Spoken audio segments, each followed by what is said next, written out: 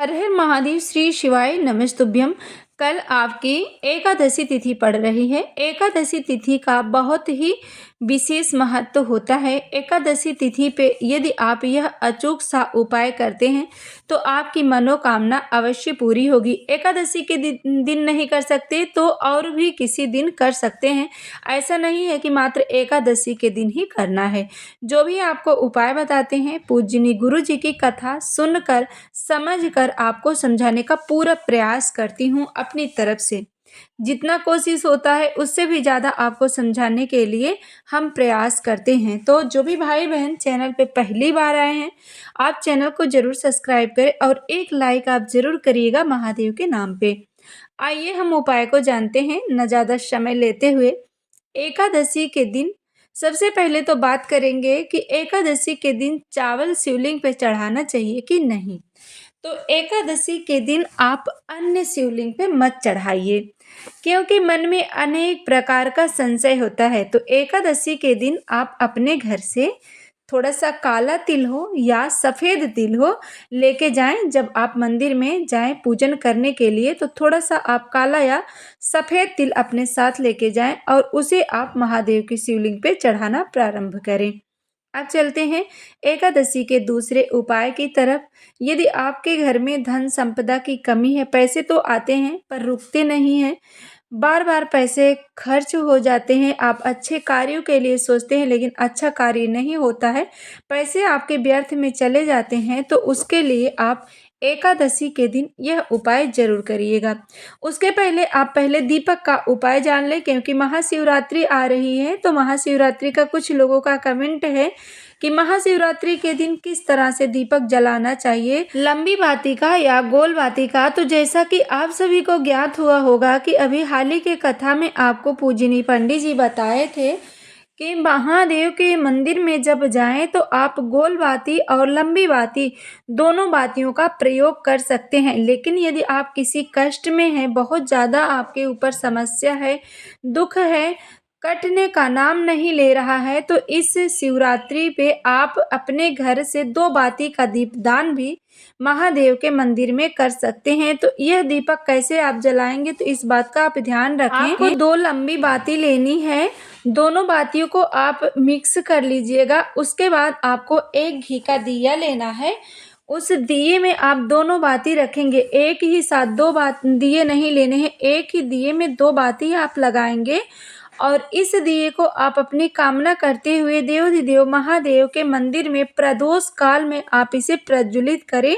प्रज्वलित करते समय शिव और शक्ति का नाम लेके आपको यह दिया जलाना है। जो भी व्यक्ति इस उपाय को करते हैं उनकी कैसी भी समस्या है, परेशानी है, उससे छुटकारा उन्हें जरूर मिलता है।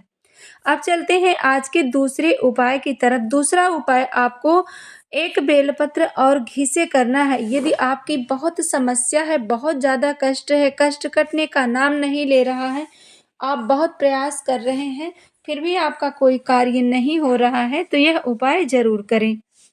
1 लोटा जल लेके जाएं। महादेव की शिवलिंग पे सर्वप्रथम आपको 1 लोटा जल चढ़ाना है।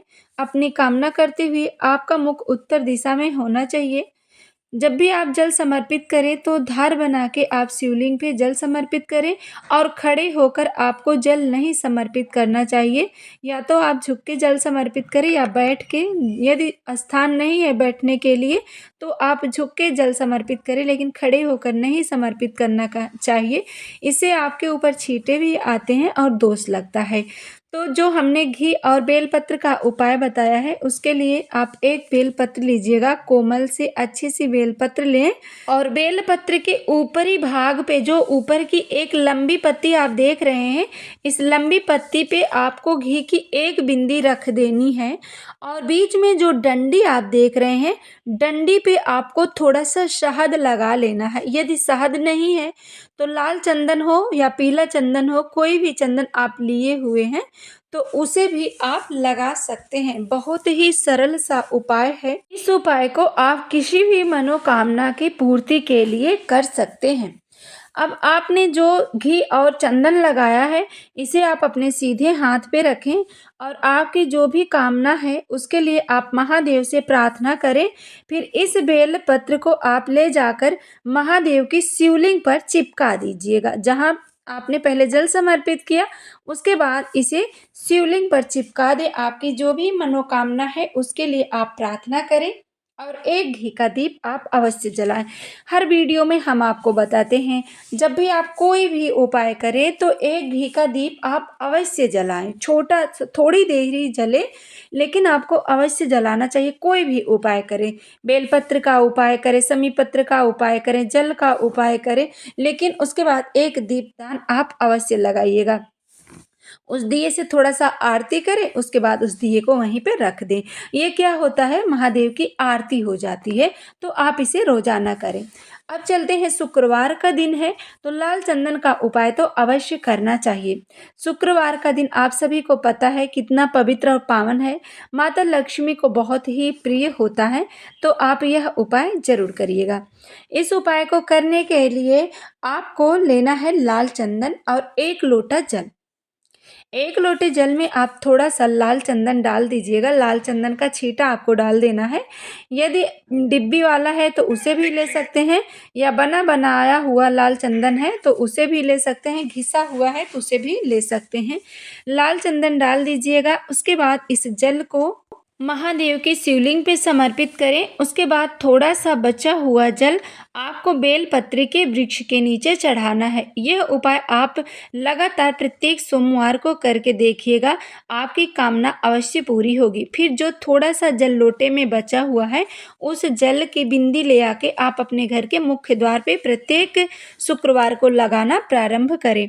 अब चलते हैं हम आज के आखिरी और एकादशी के उपाय की तरफ। जैसा कि आपको सबसे पहले हमने बताया था, एकादशी के दिन आप 7 बेलपत्र जल के पात्र में डाल दीजिएगा और इस जल को आप लेके जाएं भगवान शंकर जी के मंदिर में।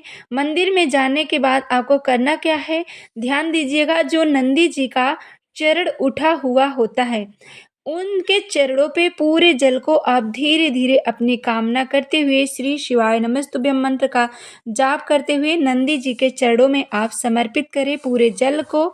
उसके बाद जो बेलपत्र आपने जल के पात्र में डाला हुआ है, उस बेलपत्र को आप निकालें और एक एक करते हुए महादेव की शिवलिंग पे आप समर्पित करते जाइएगा। अपनी कामना बोले और एक एक बेलपत्र आप महादेव की शिवलिंग पे समर्पित करें। यह अचूक सा उपाय आप जरूर करिएगा। आपकी किस्मत चमक जाएगी और आपके घर में धन आएगा, रुकना प्रारंभ होगा। जो भी भाई बहन चैनल पे पहली बार आए हैं, अभी तक आपने चैनल को सब्सक्राइब नहीं किया तो सब्सक्राइब जरूर करें, ताकि इस तरह की पवित्र पावन उपाय हम सबसे पहले आपके पास पहुंचा सकें। और चैनल पे पहली बार आए हैं तो सब्सक्राइब करें। कमेंट में हर हर महादेव जरूर लिखें।